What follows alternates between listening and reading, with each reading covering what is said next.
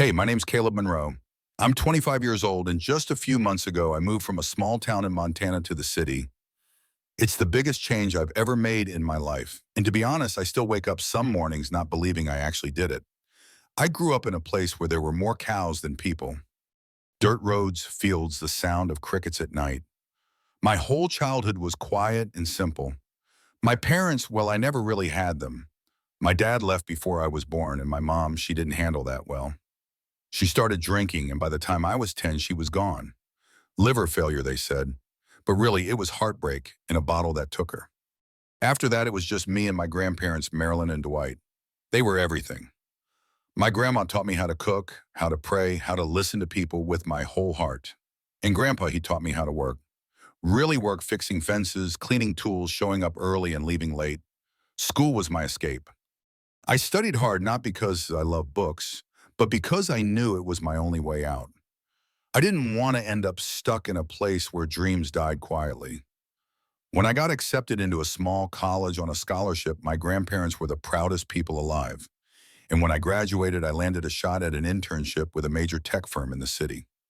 I still remember packing that one duffel bag, hugging my grandma while she cried and watching my grandpa slip a crumpled $100 bill in my pocket just in case. I promised I'd make it. I told them I wouldn't waste a shot, and I didn't. The first few weeks in the city were overwhelming, loud, fast, different. But I showed up early, stayed late, kept my mouth shut, and learned. That's when I met her, Renee Harper. She was 32, sharp as hell, and had this calm way of making people feel like they belonged.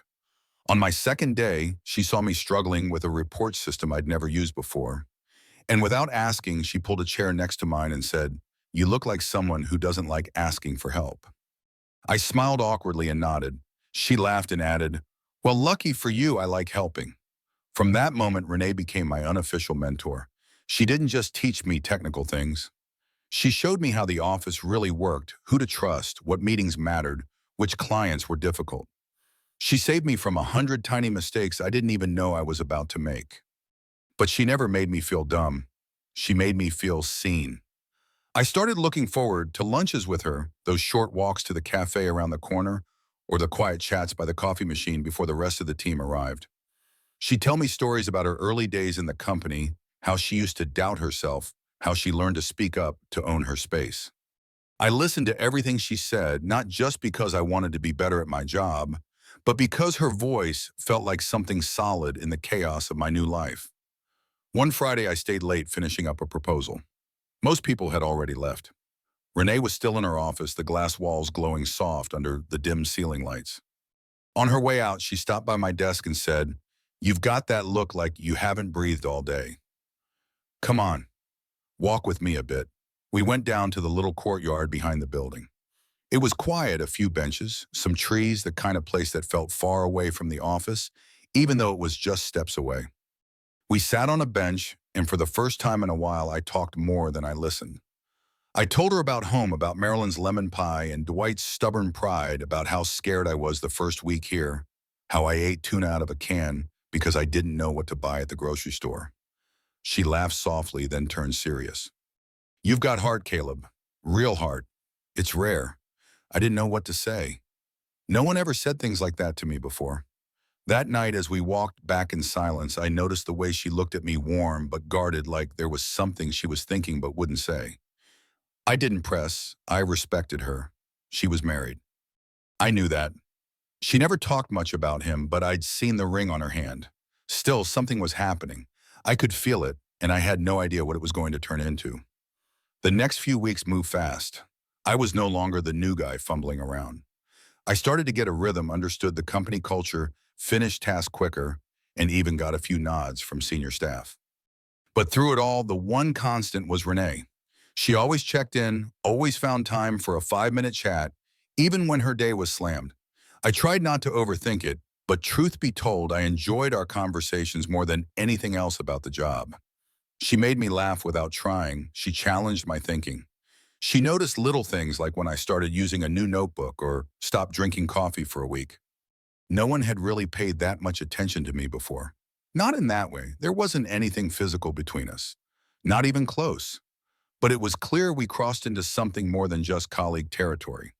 You don't check your phone at midnight, hoping for a message from your mentor unless something shifted. And something had. One afternoon, we ended up in the break room alone. Most of the team was out at a networking event. We stayed back to finish a deadline.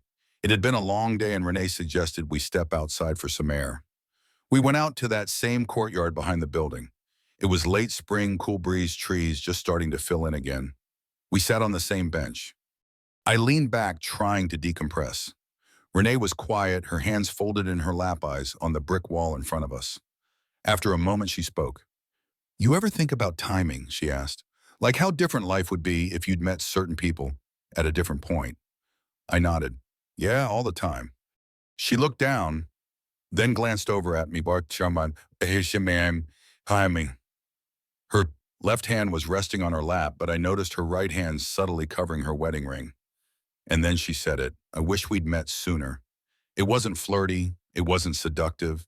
It was sad, honest, like something that had been building for weeks finally cracked. I didn't know what to say at first. 100 thoughts ran through my mind. My heart sped up, but I kept my voice calm. "Renee, you're married," I said quietly. She looked at me, nodded slowly. "I know." I took a breath. "You've been nothing but a good to me, kind supportive, and I'm really grateful for you, but I come from a broken home. I watched my mom fall apart after my dad left. I saw what that kind of pain does to someone. I'd never be the reason that someone's family falls apart." She didn't get defensive. She didn't try to justify anything. She just looked down at her hands.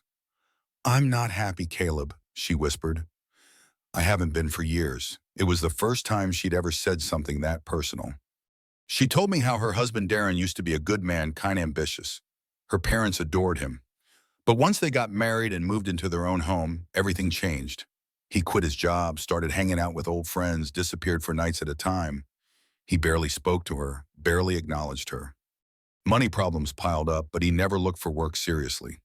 She suspected infidelity, but never had proof. Whenever she tried to talk about their future kids' finances therapy, he'd either mock her or shut her down completely. She looked at me with tired eyes. "I feel like I'm living next to a stranger, and I keep pretending it's fine because my parents, they really believed in us. I don't want to disappoint them." I didn't know what to say. My gut reaction was anger, not at her, but at the situation, at this man who had someone like her and wasted it. I could see how much she was holding in, how long she'd been wearing a smile just to get through her days. I said the only thing I could. "I don't have all the answers, Renee, and I'm not going to pretend I know what you should do, but if you ever need someone who won't judge you, I'm here. Whatever you decide, I'll respect it." She nodded. "Thank you." We sat in silence after that. No drama, no emotional outbursts, just two people sitting quietly in the middle of the city, caught between what was and what could never really be. When we went back inside, things felt different. Not in a bad way, just real heavier. After that day, she didn't bring it up again, neither did I. But something had shifted. We didn't cross a line that day, but we walked right up to it. The next few weeks were quiet, but not in the peaceful kind of way. More like the kind of quiet that sits in the corner of the room, heavy and unspoken. Renee and I still worked together. We still had coffee in the morning, still passed notes during boring meetings, still exchanged the occasional sarcastic comment that made us both smirk. But it wasn't the same.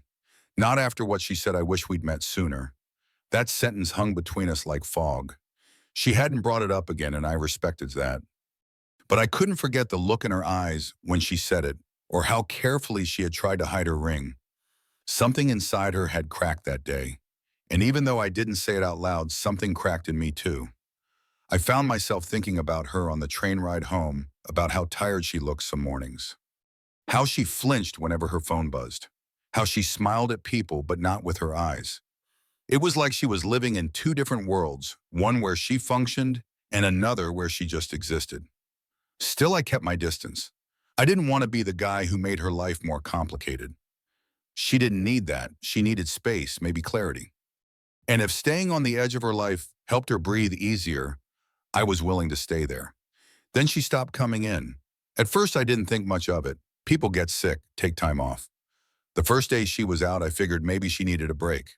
The second day, I texted her just to check in. No reply. The third day, I called her after work, straight to voicemail. By the fourth day, something felt off. Renee wasn't the type to ghost the office. She'd always been the person who apologized for sneezing during meetings. For her to go silent like this, it wasn't normal. I asked around discreetly. No one had heard from her. One of the senior staff said she'd put in for emergency leave, but that's all they knew. Later that day, I pulled aside Karen, one of the older admins, who had worked at the company for years and knew everyone's business. I kept my voice casual. Hey, you wouldn't happen to know where Renee lives, would you? I just want to drop something off. Karen looked at me for a second like she knew there was more to the question than I was letting on. Then she scribbled an address on a sticky note and handed it to me. Don't tell anyone I gave you that, she said. I nodded, thank you. That night after work, I took the train to the address. It was a quiet neighborhood, older homes, front porches, trees lining the street. I walked up the steps of her house with my heart beating louder than I wanted to admit. I didn't know what I was walking into. I just knew I needed to see her to make sure she was okay. I rang the doorbell once. No answer. I was about to leave when I heard movement around the side of the house.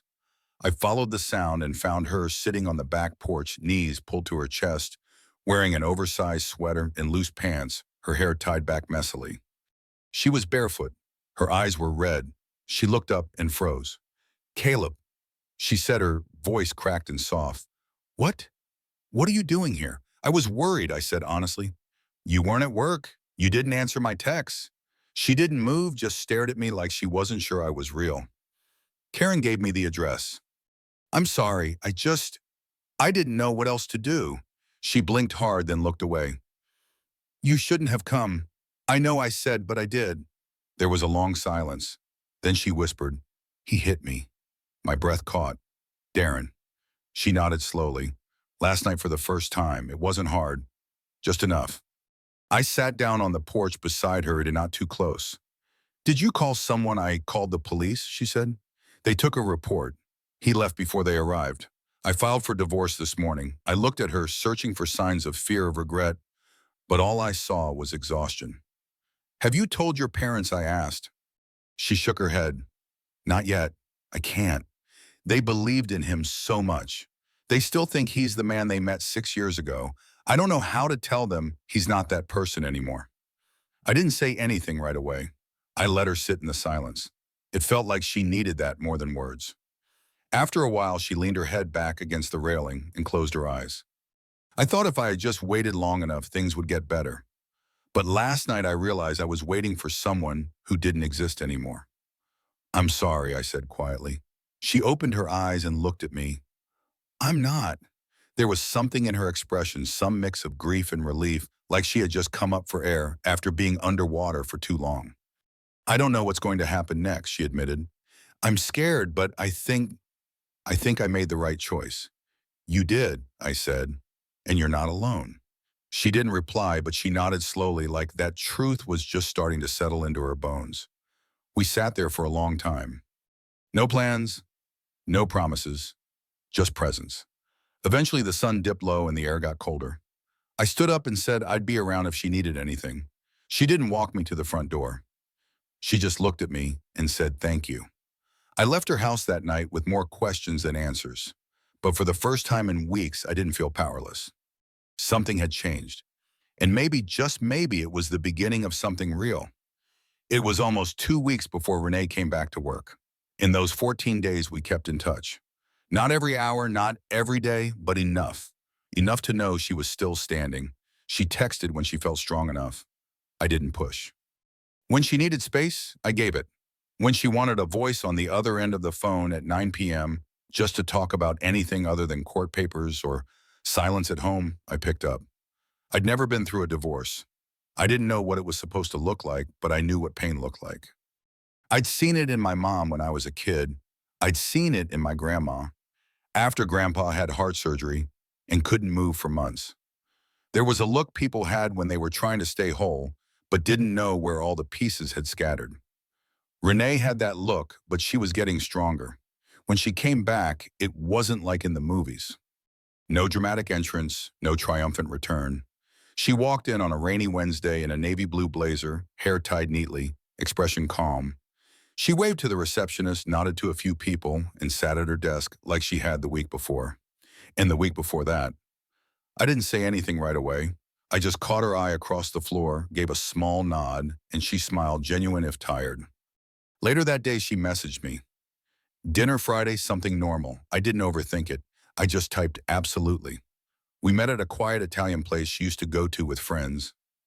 Booth in the back, dim lights, real candles on the table. She ordered a glass of red wine. I stuck with iced tea. She looked more relaxed than I'd seen her in a long time.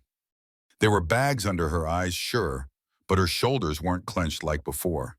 She actually laughed when I told her about one of our coworkers trying to reset a computer by smacking it on the side. For the first 20 minutes, we didn't talk about anything serious. It was movies, bad office coffee, how she'd forgotten how loud her neighborhood was without Darren home every night. Then somewhere between the second plate of pasta and a shared tiramisu, she paused and looked at me. I thought about asking you here a month ago, she said, but I didn't want to make things worse. You wouldn't have, I said. I wasn't ready, she admitted. I was confused. I was angry, and I felt so much guilt, like I had failed at everything. I leaned forward. You didn't fail, Renee. She looked down, took a breath, then looked at me again. Sometimes I still wake up expecting to hear him in the kitchen. My body flinches when my phone rings like it's going to be him yelling about something.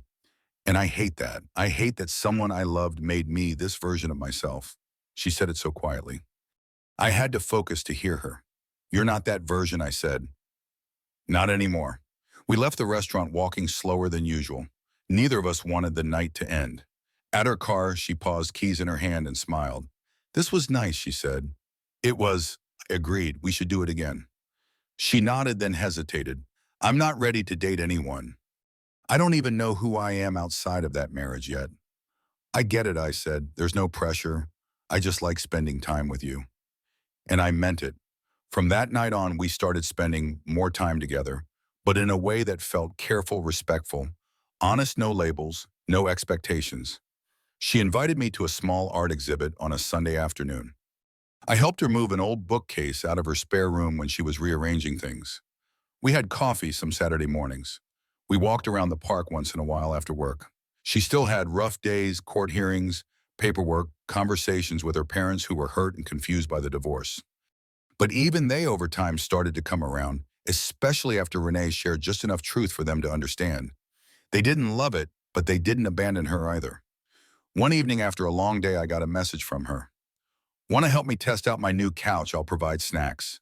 I showed up with a bag of kettle corn and a six-pack of root beer. We ended up watching old reruns of Frasier.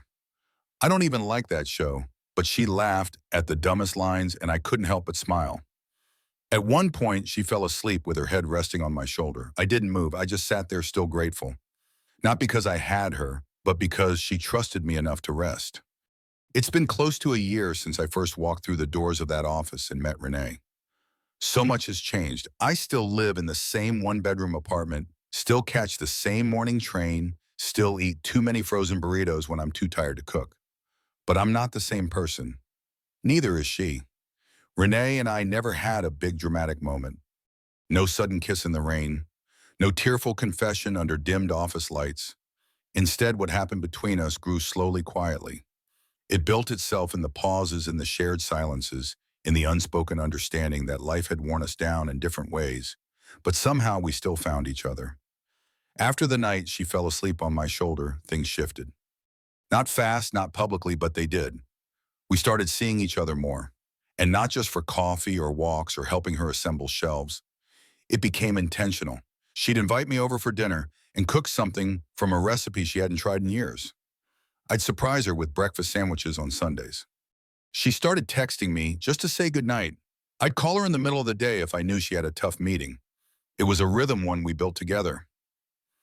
And then one evening she handed me a small box when I showed up at her place after work. Nothing fancy, just a plain white box. I opened it and inside was her wedding ring. I don't want to keep this anymore, she said. It's not who I am now. She wasn't emotional when she said it. Her voice didn't shake. Her hands didn't tremble. She just looked sure, like she'd finally taken a last step away from a version of herself she no longer recognized. I nodded and didn't ask what she wanted me to do with it. I didn't need to. That ring wasn't mine to carry or understand. I set the box down on her shelf without a word and walked into the kitchen to make tea. From that night on, she never wore it again, and she never looked back. About a month later, she asked if I wanted to move in with her. It caught me off guard, not because I didn't want to, but because I never imagined I'd be someone a woman like her would want to build a life with. I asked if she was sure. I don't want to keep pretending like we're not already doing this, she said. You're here 4 nights a week. You know where everything is. My parents ask about you now. You matter to me, Caleb. I don't want to tiptoe around that. So I moved in. At first, it was surreal seeing my toothbrush next to hers, having a drawer with my socks in it, learning how she folded towels differently than I did, discovering how quiet she became when she read at night, and how she always left the porch light on, even if I told her I'd be late. We found a balance. We had our differences. Sometimes she needed more space than I thought, and I had to learn that love doesn't mean fixing everything. Sometimes it means listening and waiting, and sometimes it means just being steady when someone else can't be. Her parents eventually invited us to dinner. Her mom hugged me tightly and said thank you. Her dad didn't say much, but at the end of the night, he clapped a hand on my shoulder and asked what kind of oil I used in my car. It wasn't much, but it meant something. We're not married, not yet anyway. And truthfully, that's fine by both of us. Renee told me once she doesn't want another wedding just because it's what people expect. If we ever do it, it'll be because we both feel like celebrating, not proving something. We live in a modest townhouse on the edge of the city now. Split rent, split chores. We still go to that Italian place sometimes. Still drink root beer on the couch during old sitcoms. Some nights are quiet, others are messy, and some are filled with laughter that comes out of nowhere. But every night ends with her beside me, and that's enough. She once said, I wish we'd met sooner.